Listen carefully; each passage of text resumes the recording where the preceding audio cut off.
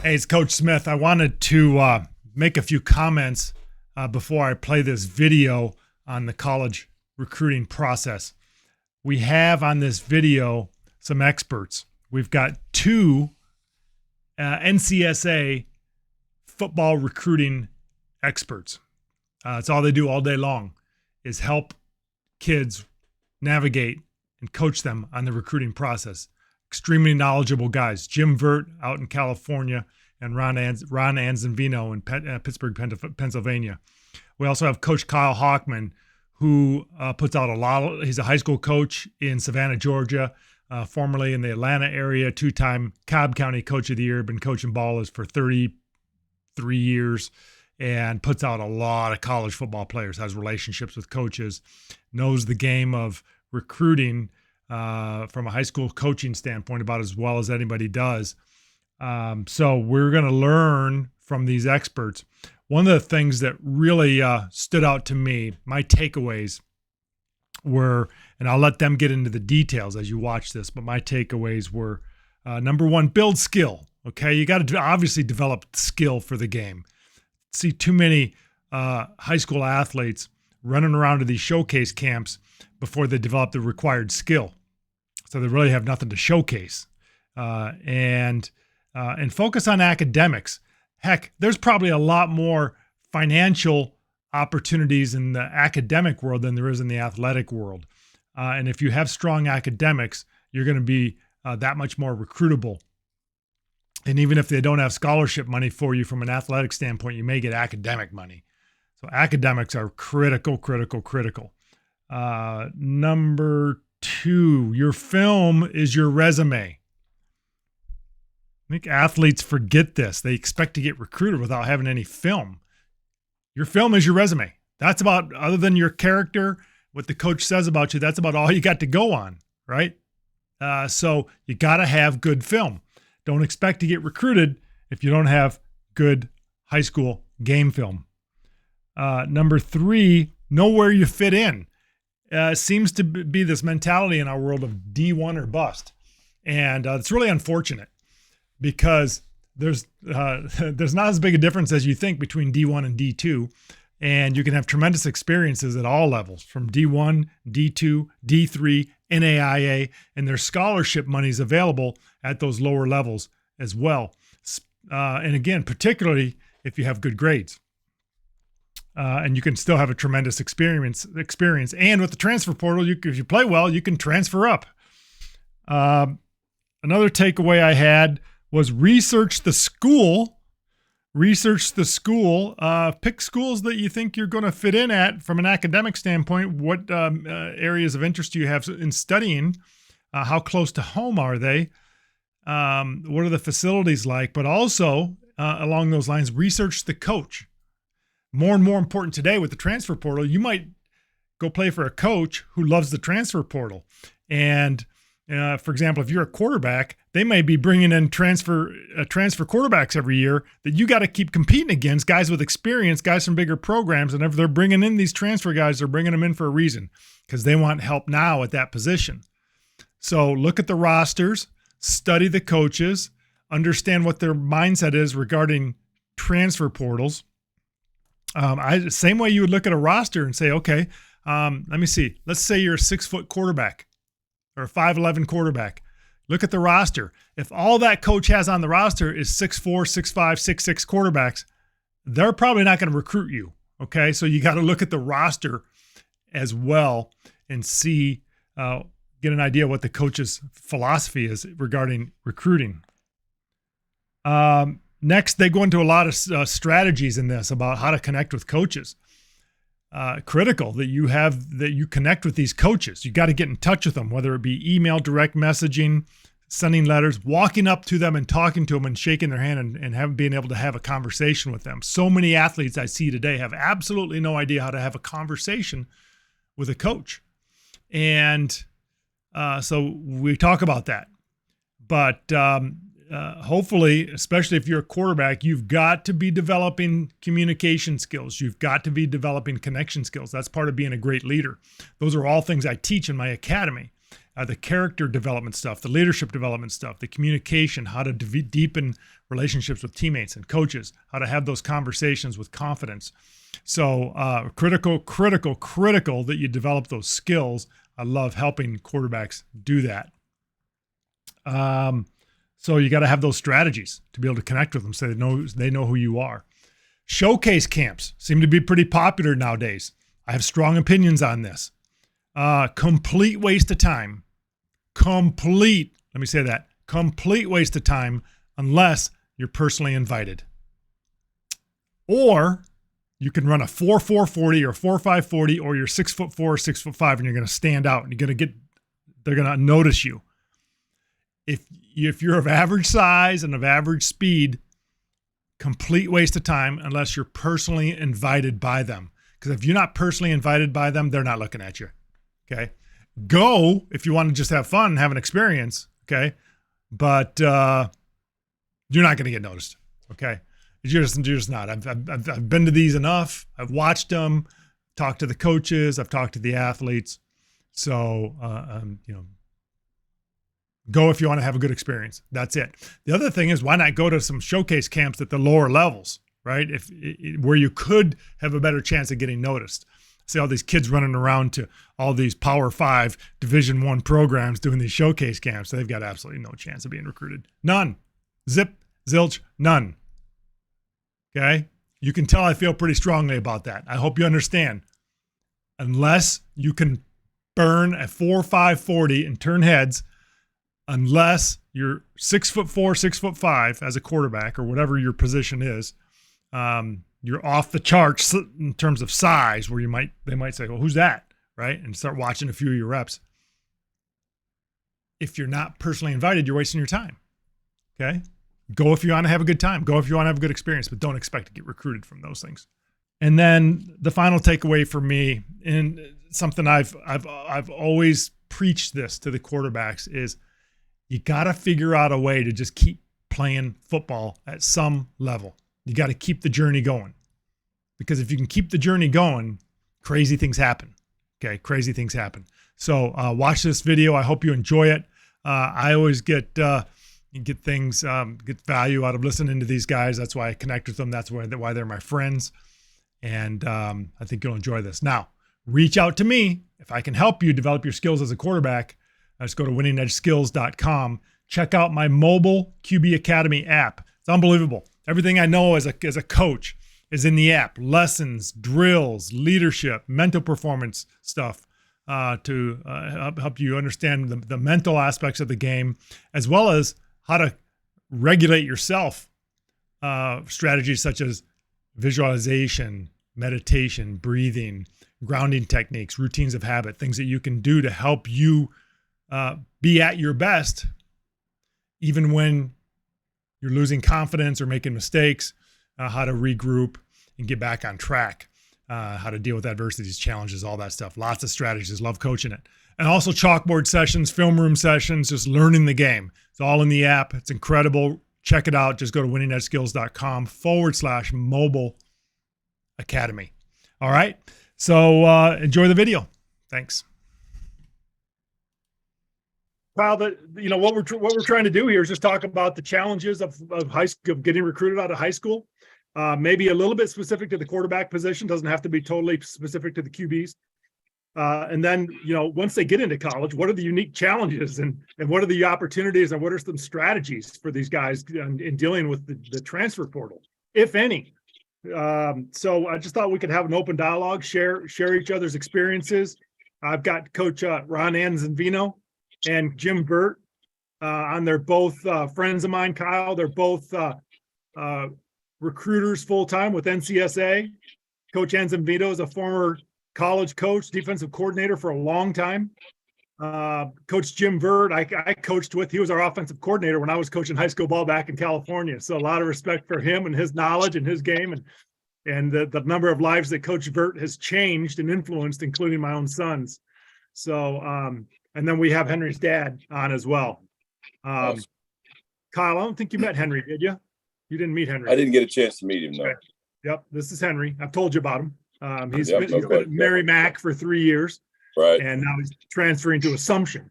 which is a D2 up there in Massachusetts. Right. So, yeah. Awesome.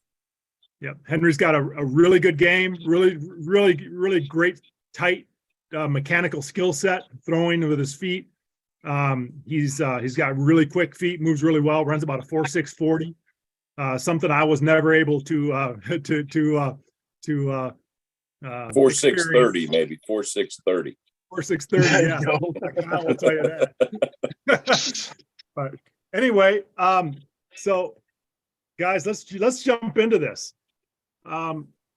Anybody want to start with this? Kyle, do you want to kick us off, Kyle? Well, just from my perspective as a high school coach, and having gone through it as a parent, I thought I was kind of equipped to help and really give kids opportunities and insight and wisdom and thought I think I did a decent job of that for maybe 10 years.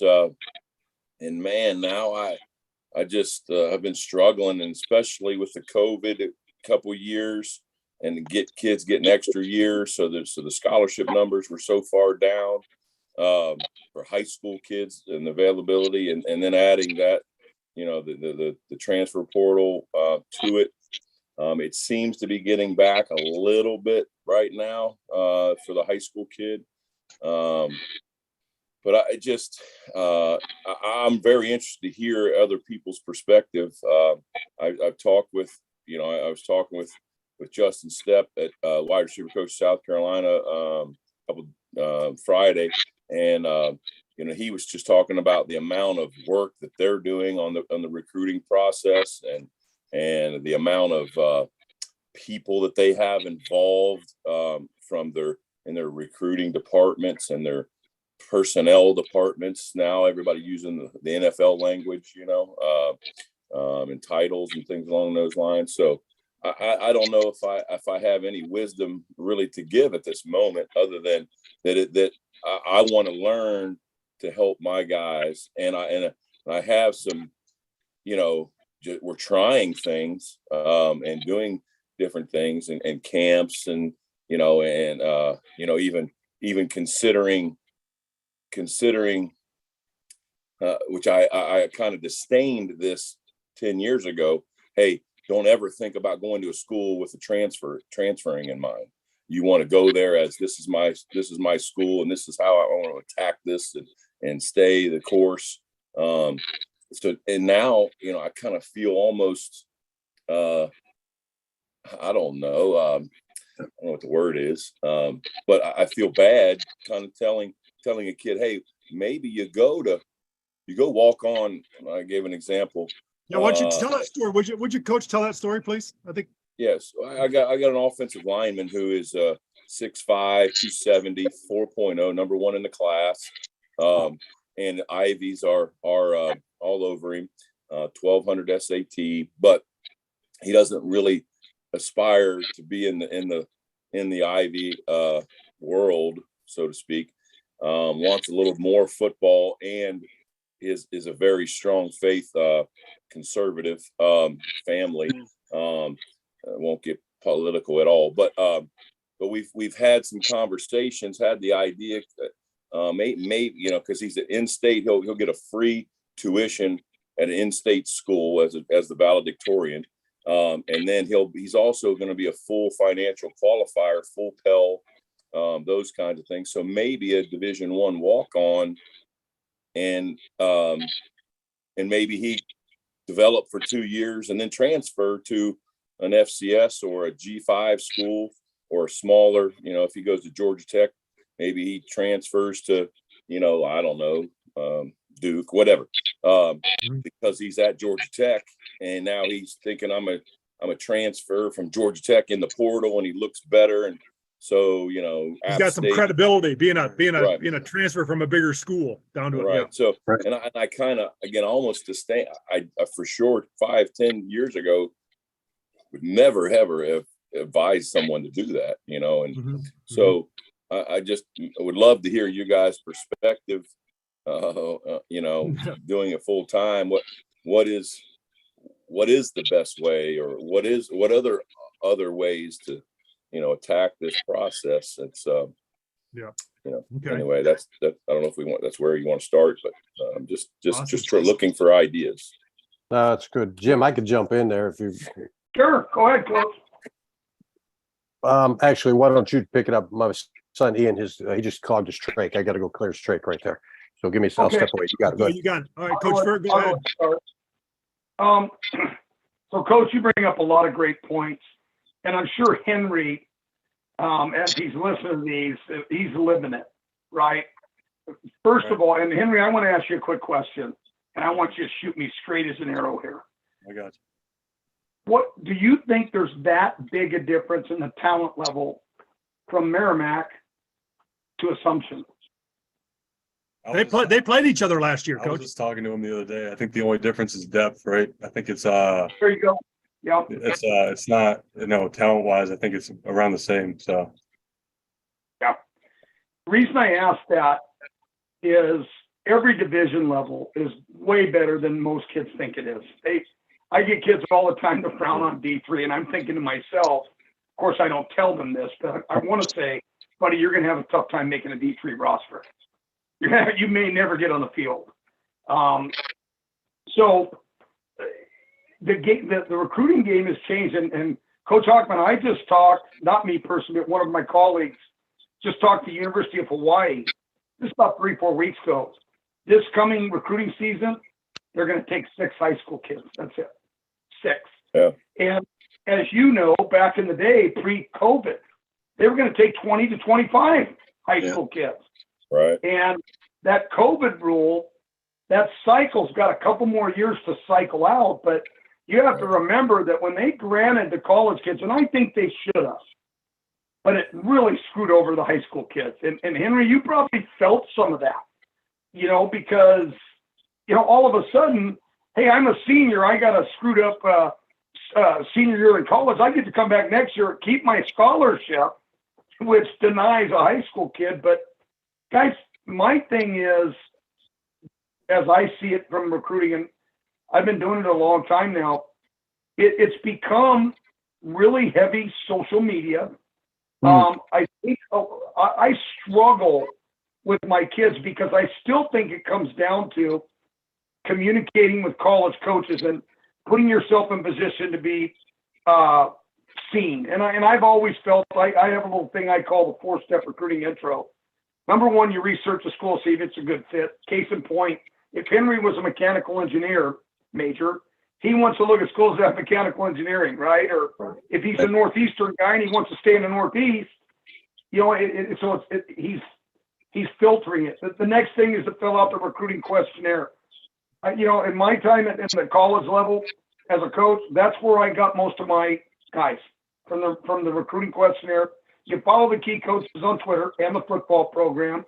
You send them an intro email just to cover all your bases. I would even take it to the next point to call. And make a call to the coach and let them know that, hey, I'm very interested in your school. And I think the key is you got to have great film, right? And you've got to make yourself available to get to their camps. I never realized, guys, how big the camps were until I saw some kids go to camps and come out of nowhere to get scholarships. Matter of fact, Coach Smith, big kid from Anderson High School, might have been a year or two after you were gone. He's a good football player. He's a defensive end and an offensive tackle, real lean. He ended up getting a full ride to Washington State, and he earned it by going to the camp that summer and whipping everybody's butt. Now, they did know who he was, but he performed when he got the opportunity to camp. He just transferred. Here we go with the transfer portal. He just transferred into USC, right? So he went from Washington State. Now he's at Southern Cal. Sadly, with the NILs and all that stuff, I think that's here to stay. So, you're always going to have these kids transferring in. The pressure on college coaches to win is so ridiculous.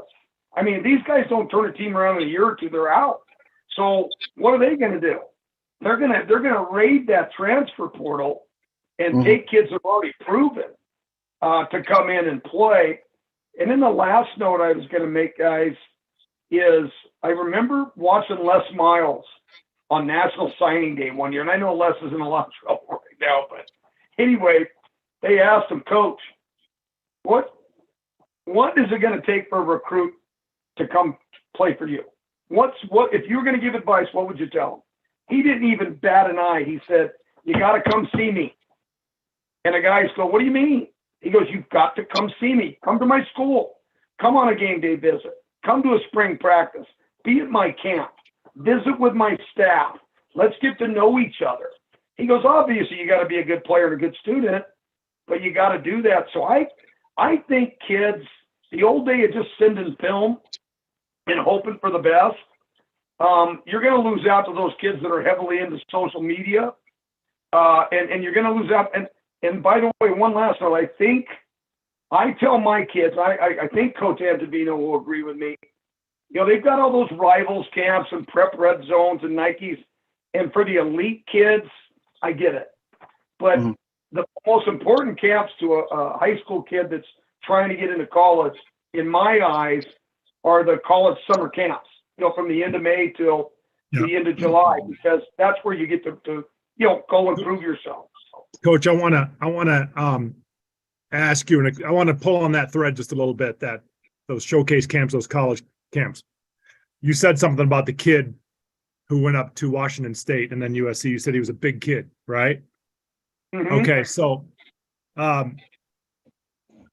here's what I see, and I go look at those, and I've been to those camps with Coach Hockman as well.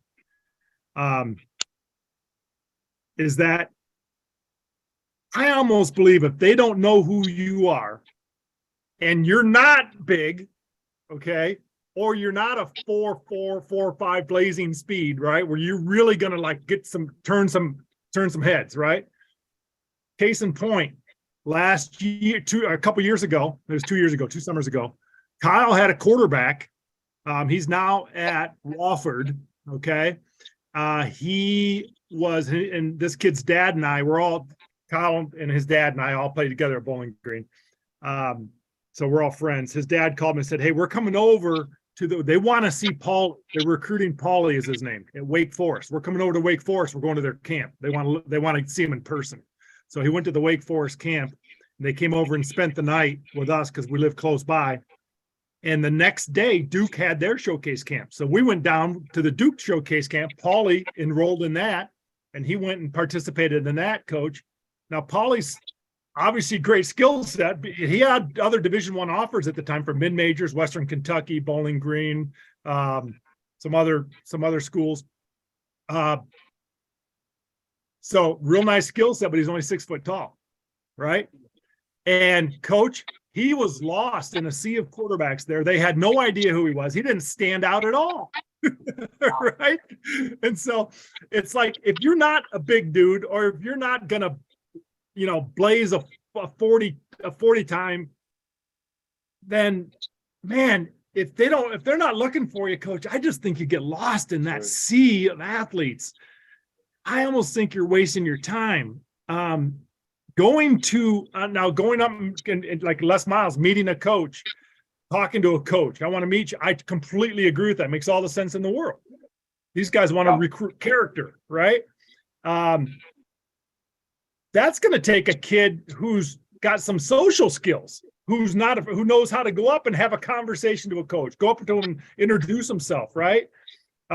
Is that something you guys are coaching the kids on with your consulting at NCSA?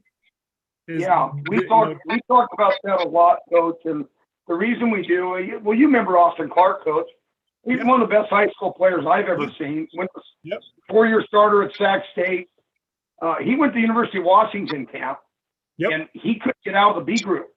And everybody on the salt, this guy's a stud. Character, everything off the charts. I wish I had a daughter just so she could have married him. Right? This kid was everything. And they wouldn't even put him in the A group. And he was as good as those guys, but they had already had their guys. So here's the thing, Coach. We try to teach kids, number one, you have to build a relationship with a coach, because if you are 6 foot and you're a quarterback, it's proven, guys. There's guys in the NFL that are 6 foot and they're doing pretty damn good. Sure, so, no question.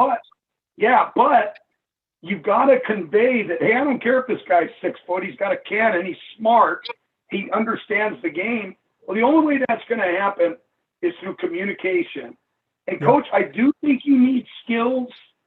Unfortunately, some kids are just really quiet. I'm of the feeling, I'm gonna kind of move this to Coach Antavino. I always tell my kids, guys, coaches, they're just like you. We've all been through what you're going through. We're just older and fatter than you are. So, kind of break the ice. Hey, I'm Jim Burt. Coach, I'm a linebacker from Upland High School. I really had a great time at this camp. Coach, what do I need to work on? Do you think I can play at your level? And I think a coach is going to take that conversation and he's going to take it where he wants it to go. Yeah. What do you think, Coach A? That's how I feel about it. Thanks, guys. I appreciate that. I apologize for Ian. I had to run over and clear it out of straight, but No problem. so, kind of a big picture look. Coach Vert, to kind of answer that question of what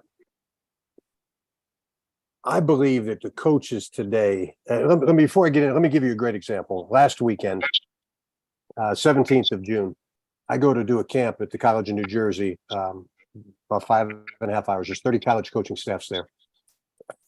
Division 1, 2, 3. Good mix, 250 kids. It's a really good day, beautiful day, great campus, Division 3 program. The head coach at the Division 3 school does a wonderful job of setting things up. It's set up the way a camp should be set up, where coaches are coaching drills and then the other coaches are hovered around watching. The position coaches are watching their positions, and they've got the camp list. They're making notes, and and that type of thing of players that stand out or players they want to talk to. And one of the things that came out to me from a coach, so I ended up talking. He's a younger guy. We start to talk. He tells me he's coaching linebackers. He's a new D coordinator at a school in the Northeast, and he comes from Old Dominion, and he was an offensive analyst the year before. So the first thing that jumps out of me, I'm a longtime college coach of 30 plus years. I've been a defensive coordinator most of my career at the college level and coaching the NFL Europe program. And I'm looking at this dude who's 32 years old, and he was an offensive analyst, and somebody gave him a defensive coordinator job at the college level. Something's wrong with that picture. Now, I didn't tell the kid that. After a half hour, I'm ready to say to him, listen, man, when we left, he said, Coach, can I call you? Can I pick your brain over the next 30 days before we go into camp? He's never coached a down of defense in his life, never coached linebackers. Now he's a linebacker coach and a D coordinator at the college level after being an ODU as an offensive analyst. So the reason I say that to you is, so what I've begun to do with my guys, and Henry, this is something, for you and coach for you with your high school guys, is I do believe there's a new wave of young coaches moving through the process. The other thing this guy said, he was 32 years old, and he said he was the oldest guy on his staff. And that blew me away. And I'm like, okay, the first thing I'm going to do with a young guy is, I'm going to tell them all, if you work top down, the process is going to be very difficult, if not impossible. If we can find a plateau or plane where we can facilitate interest and mutual interest and then work horizontally and level up, now we're going to have now the process will be in place and we'll have some success through it. But what I'm also doing is I'm having our guys research the coaching staffs. And I've been doing this for a while, and it was just proof in what I'm meeting with these coaches last weekend. They have a different mindset. The transfer portal is part of their life. It never was part of my life. Jim, it was never part of your life. Eric, coaches, it never was part of your life, but it's here. And so what we've got to do is educate these guys that are in the process of looking for where they want to go. Is if you're going to look at a coaching staff or position coaches where you're seeing a lot of guys that just transferred into that staff, or a lot of them are of this new generation, then you're going to have the mindset that, I'll give you the real number, Jim, you may have said it already. It was almost 9,000 transfer portal athletes this year, 2023. I think 8,699 transfer portal, up 5.5%. And yes, coach, it is going to level off as far as, the NCAA is going to put the restriction on this 6th year and all that. It's going to start to, come back to the 5 to play 4. But the transfer portal in 1 year, with 1 year transfer and wherever you want to go, and another opportunity if there's a coaching change or if you graduate, is not going to change. That's going to be here for a little while. Now, that's all sports, I would assume, right? Correct. And Yeah. so here's what the gravy on the potatoes was that a coach said to me, who coached at St. Francis last year in the Division 1 AA in Pennsylvania. He said to me, Coach, I'm recruiting now on the mindset of kids to say, come here, get your degree, and transfer with 2 years of eligibility left and have the opportunity to go up to a 1A program. He said these 1AAs and mid-majors are almost working like junior colleges now. And so the fact of the matter is that's the truth. That's coming directly from a college coach's mindset. So how do we combat that? Or how do we educate a high school kid that is trying to compete against 9,000 new transfer portal guys? Here's the real numbers. There's 1.2 million high school football players every year. 90,000 play college football. Now you add another 9,000 to that list that all are Division I or 1AA guys. And for in most cases, the majority of them wanting to find another home because of they didn't start or they didn't like the coach or there's a coaching change or what have you. It makes it really hard on the high school kid. And so my recommendation would be to research the coaching staff. And It's great advice. now we need to research the coaching staff along with geographic area, because I'm going to hesitate when I look at a coaching staff and I see, and I'm telling my guys to go deep into the coaching staff because I am. If you're looking at, and I tell them all, if I look at their favorite list and we allow them to, they can go and select a favorite. If they've selected 15, 20 schools, if you research a coaching staff on every one of those, and I'm going to pick one of them and go and say, okay, this is a favorite of yours. They've got 4 coaches. 3 of them are under the age of 30. Understand that the transfer portal is going to be very big in their mindset. And if it doesn't look good now, the grass is greener on the other side. Yeah.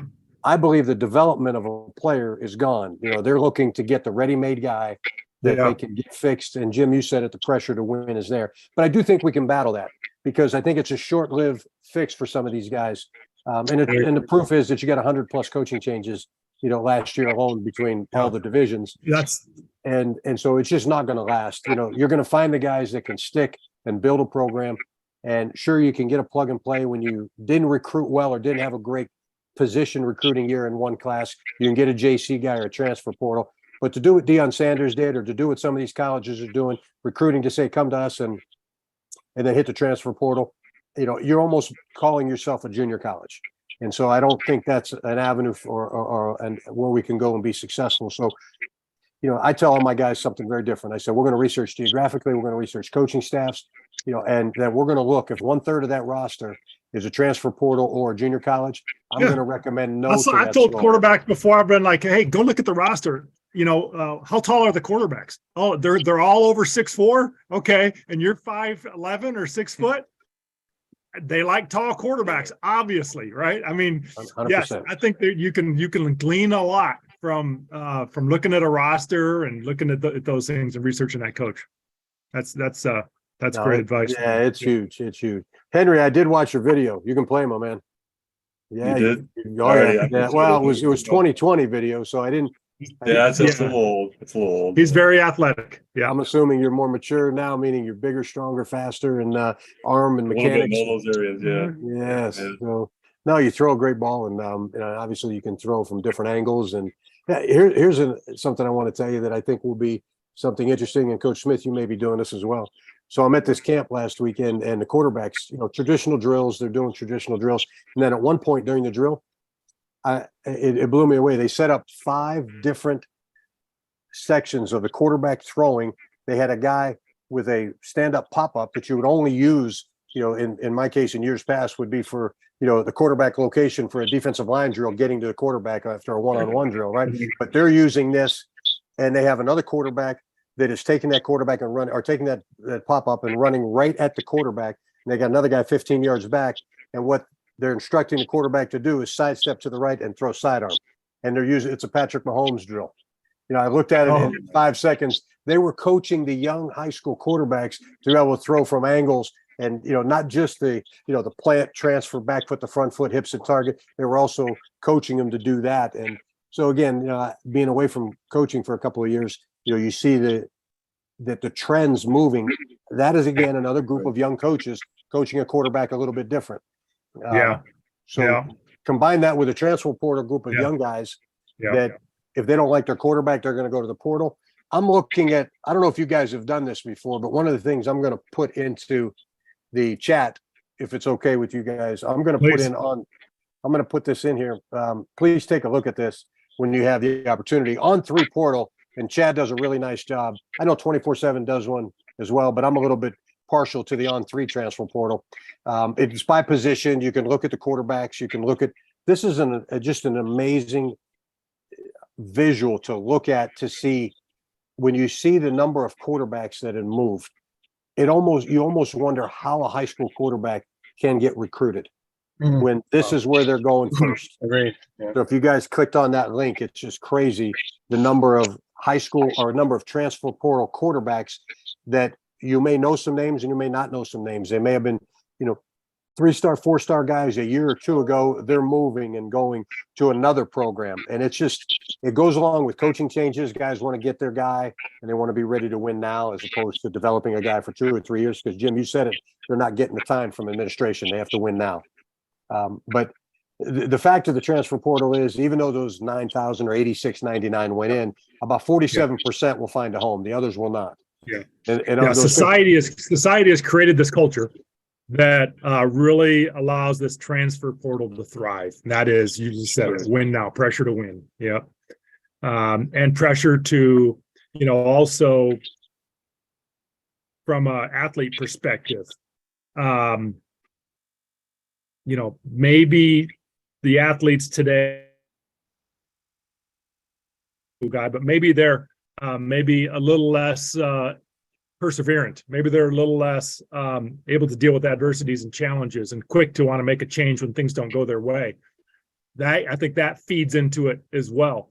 Not that all the kids that enter the transfer portal aren't justified in doing so. I'm not saying that at all, but I think you probably get a fair share of them that maybe tuck tail and run a little too soon, maybe when things don't go too well. So I don't know, but culture, our society and culture sure has created a ripe environment for this transfer portal. No, there's no question of that. And then the money that's being involved, that they're going to, and that's so. Yeah. Henry, I'm glad that you found a home. And I think and like I'll tell every college football player, regardless if you're playing Division III or up, any guy that plays at the college level is an elite football player when you do the math and look at the numbers. And I know sometimes guys don't want to feel like that, but you're just in an elite fraternity. And I know everybody wants to play at their highest level, but there's a new dynamic coming in, and that is that transfer portal that is competing with high school kids now. For you transferring down to Assumption, there's going to be good football players on the Assumption roster, and they're going to have good quarterbacks there that you're going to have to go compete with. And no doubt. And so there will be an expectation level of you. There'll be something that the coaches and players will want to see you come in and really early. That's got to pour out through you, both in your words and in your actions, to be able to be a guy that can handle adversity, be a guy that is a next rep guy. Don't get too high, don't get too low. And I know Coach Smith will handle all of the mental aspect of it. But what guys are looking for from a team concept, because all of this transfer portal, NIL stuff misses what football and what makes football what it is. And that is the camaraderie and bonding of men coming together with one common goal. And that is, in your case, to be the leader of that offense, extension of the coaching staff, and to execute in a way that really personifies what the coaching staff is trying to get done from a system-wide standpoint. And if you can go out there and let it pour out through leadership, guys will play for you, because I'm a firm believer that people buy people before they buy anything else. And you've seen that throughout history, as far as it may not be the greatest of athlete that is the greatest quarterback, but it's the guy that can rally the men around him that can get it done. No question. Yeah. And Coach, thanks for saying that, because that's been the topic of a lot of our conversations these last 6 weeks that Henry's been here. And we've been working hard on those things, and Henry's embraced that aspect of his journey. I'm really proud of him, how far he's come and how much he's embraced this. What you just said right there, Coach. Absolutely. Thank you, Coach. I'm going to end with this. The next rep mentality has gone away. And I was brought up in this industry as a player and a coach, playing for 16 years, coaching for 32, and it's next rep. And next rep is it doesn't matter what happened that last rep. This game teaches us you either got knocked down or you knocked somebody down, or you threw an incompletion or you threw a touchdown. You've got to always think about next rep. And when you do that, your demeanor spreads and it pours out of you, and the guys around you grasp that. Sure, you can celebrate, but these guys are all about me. I can't stand the look at me mentality, because it doesn't work in the long run. Because anybody that's saying, look at me, where are you when you don't get it done right, or when you don't execute perfectly? Did you say, look at me? No, you went and freaking hid somewhere. You only want to say, look at me when the going's good, and that's a front runner. And that's why the transfer portal is what it is today. So if Yep. you're that guy that can be that next rep guy, whether it was something up front, I'll give you an example. The third baseman for the Pirates, and the Pirates, Jim talked about not being a Dodgers fan. So the third baseman signed a $55 million contract. He's a young guy. He had a very good early part of May where he was hitting 460. Now he's hitting 198, and the Pirates have lost 12 of 13. He was interviewed the other day. Different sport, but here's what he said. They asked him what was the problem with the team, and the first thing he said was, "Well, pitchers are giving up too many walks." I'm like, "Holy cow, dude! Look in the mirror. You're batting 160 over the last 13 games, and you could not look in the mirror and do a checkup from the neck up and say, I got to start swinging the bat a little better. Instead, you threw your pitchers under the bus." That's where these guys are at today. Yeah. So it's the other guy. But if you can be different, assumption will rally around you. And I will tell you that AIC, you're going to play AIC up there. Yeah. The new head coach is a friend of mine, and he came from the Citadel, and they're going to run that flex bone, and you're going to have to maximize your reps, brother, because he's going to try to make you a spectator that day. I got you. Appreciate it. I love the term front runner. I heard that term used in the financial industry where you're just promoting the potential upside of a product, right? Not talking about the risk and relationship to the potential upside. So that's great stuff. Oh, that was some gold right there, Coach. Really appreciate it. Coach Hockman, anything to add as you listen to these guys? Obviously, you guys know what you're talking about because it's stuff that we preach and are working really hard. See a very clear example. I have 2 wide receivers this year, rising seniors right now. And one has done a great job on social media. He done a great job in the communication with coaches, getting on campuses. Does a great job looking people in the eye, shaking their hand, asking a question or two, getting the conversation. The other one is a little socially awkward and is not. I had a chance to get on campus, during late May, early June. He goes on a cruise with his family, and those kind of things. And one had the kid who's done a great job. The other kid is probably a little better player, but the kid who's done a great job has 10 offers, and the other kid has 1 from non-scholarship school. And we've been working very hard with all of them about how to present yourself, how to go about it.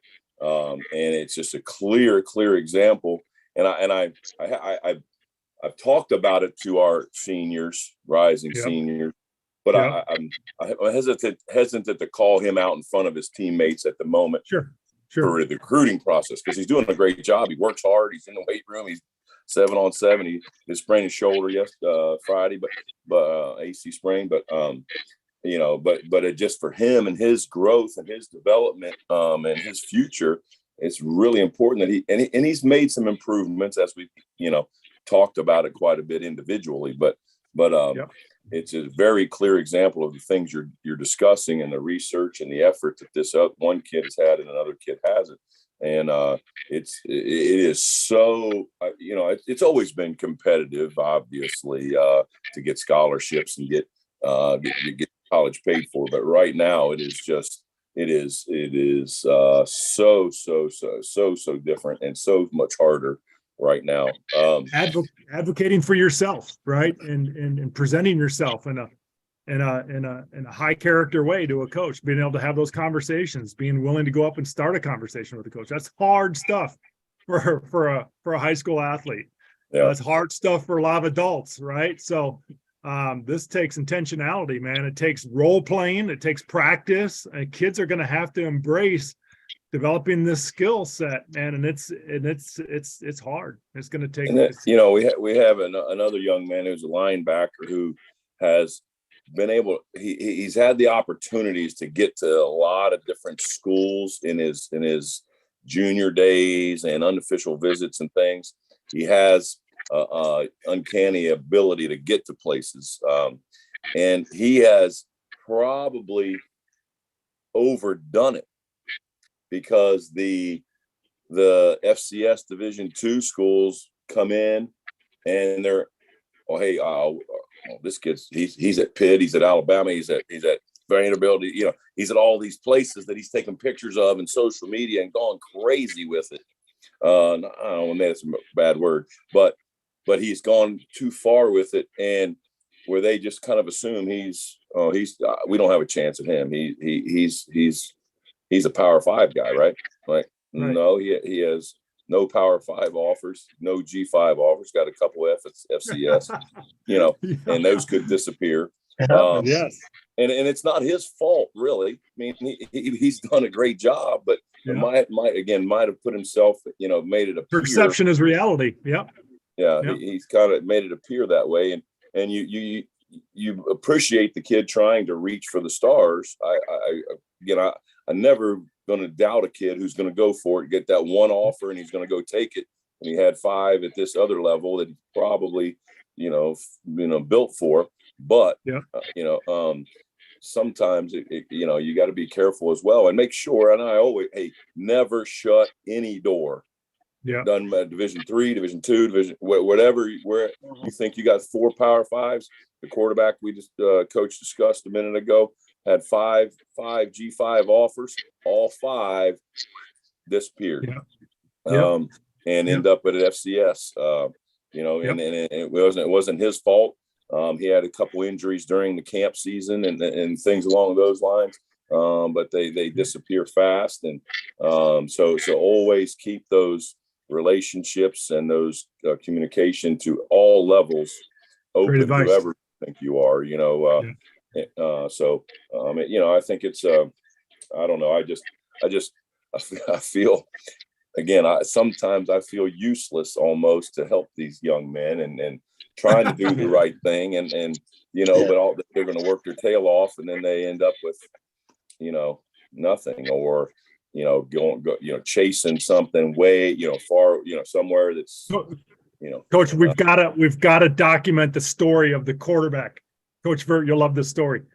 Tell the story, Coach, of the quarterback who came to you and wanted some help, and what happened to him. Yeah. Okay. So I moved from Atlanta to Savannah, kind of my retirement gig, and wanting to dial it down a little bit, and of course, when coaches move, you get a little interview, whatever. When they first hire me, he's had good success with some quarterbacks, and so I get a call from a kid about a couple months later, and he says, "Hey, I was a backup quarterback at this school in town, not the school I was at, but another school in town. I went to High Point College on and got a little bit of money for lacrosse, but I want to be a college quarterback." And he's 6'4", 200 pounds, nice looking kid. I'm like, I don't have time. I don't have time. Just taking over a new program. I got to get and he's like, there's no good quarterback guys in around here that I've tried to work with, and anyhow, so he hits me back another couple months later. Sorry, I don't have time. And then maybe 6 months later hits me again. And it's COVID, and nobody's coming to school. Teachers had to be at school, and we're doing the online stuff. And I'm like, hey, if you can come up to school at my lunchtime and bring somebody that'll catch for you, you got 30 minutes. I'll give you twice a week for 6 weeks. And then so he starts coming up. He's doing some stuff. We correct some mechanics. Okay, how can I get so now he's asking me about how can he get scholarship opportunities, or can he get film? How can I get film? I gotta, and that's what you gotta have film. We gotta find somewhere. So we start researching, and we find a couple fly by night junior college, community college in South Carolina, North Carolina. I don't know if coaches, you guys are familiar, with the recruiting stuff. You're familiar, but they're like, pads in the back of the trunk and show up to the park kind of thing. And you got an online class. But he got his girlfriend filming. Right. And that was the big thing. I said, hey, if you do this, you better have they're going to tell you all these great things, but you better have, I don't care what you do. Somebody's got to film you. Somebody's got to film you playing a game. Doesn't matter. Okay. There's no other where to go. There's nowhere else to go. Go. This is going to be crazy now. I'm telling you, they're not going to know what they're doing. They end up canceling halfway through the season, but he got 5 or 6 games on film. All right. Yeah. So And he's coming home. Okay, now coach, what am I going to do? It's like January, right? And I'm like, well, I know the head coach at Georgia Military, and they're on quarters. If you walk on, would you be willing to walk on at Georgia Military College and high level, Georgia, junior college, but if they're on quarters, so maybe you can get there in March and start, oh yeah, I'll do anything. So I called up the head coach and I'm like, hey, I got this guy. He's just super persistent. He just, here's some film on him. Here's a couple snaps of this crazy, and so he goes, so hey, yeah, sure, we got room for guys like that. Just have him come up and we'll have to start relationship. Well, sure enough, in March or whenever they started their quarters, that kind of funky time of the year, he goes up spring practice. He ends up earning the starting job at Georgia Military College. They're the number 2 in the country or something in JC, and throws, breaks the school record for passing. And obviously he's got, 7 Division I guys around him and good talent around him. And he's got one more season of eligibility at the junior college level. And then he'll, I think, have 2 at the Division II level later, because again, his clock started a little bit early, with the lacrosse thing, but he's trying, so he's going to be their starter this year. And it's just the persistence of trying to find a way to get on tape and keep grinding. And again, now he's a 6'4", 200-pound, good looking cat and can throw it, but he just never had the opportunities. And the school that he was at was running the but he I love the stories of these non-traditional paths, these non-traditional paths that kids need to, you got to play ball. You got to continue the journey.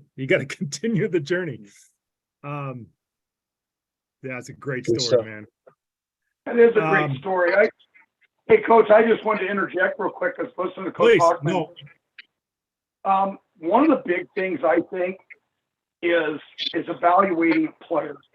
And when I evaluate my kids, I don't want to tell them, don't go try to play at North Carolina or don't go try to play at Virginia. I'm never going to do that.